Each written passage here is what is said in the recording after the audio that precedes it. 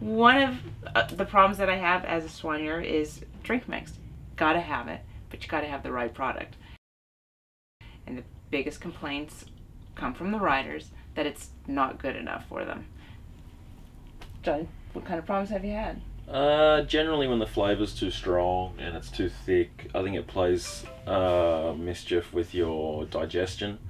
So if at night time you start to swell up when you're trying to sleep, and you know that your digestion's everything, I think, you know, in a stage race. So I think not too potent, not too jam-packed full of stuff, but obviously you need some nutrients in there to keep you going. But yeah, I just don't like it too strong. It ruins my guts.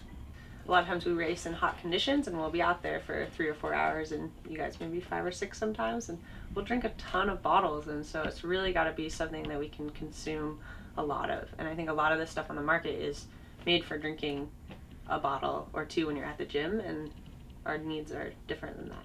And that's why we love the collaboration with GQ-6 to create a hydration mix that is specific to cyclists. It really is a challenging physiologic problem. We know that when they're working hard, they're going to be sweating and burning well over 2 liters an hour, and it's just really hard to make something that you can tolerate that much of. You know, typically most people, it's about a liter to 1.5 liters an hour is the most you can get through your stomach. And when you start adding a lot of extra stuff into these mixes, you get what Jonny was talking about. It feels like it's sitting in your gut. You can't get it out of your stomach, and so you can't get the hydration benefit from it. We know if you get dehydrated even by just a few percentage points, your power goes down, and that is the difference at the end of a race. So we want to support that hydration through those long 4 or 5 hour stages or training rides, so that when you hit the finish line, you're still feeling good. The collaboration with GQ-6 was amazing. We started this about 1 year ago, and got feedback from the riders. This is what we're looking for. We're looking for something that's simple, something that's easy to digest. The taste is pretty mild. Really, it tastes, you know, pretty close to water, but it's got a ton of electrolytes in it, which is what you're losing when you're working that hard, and it really supports hydration.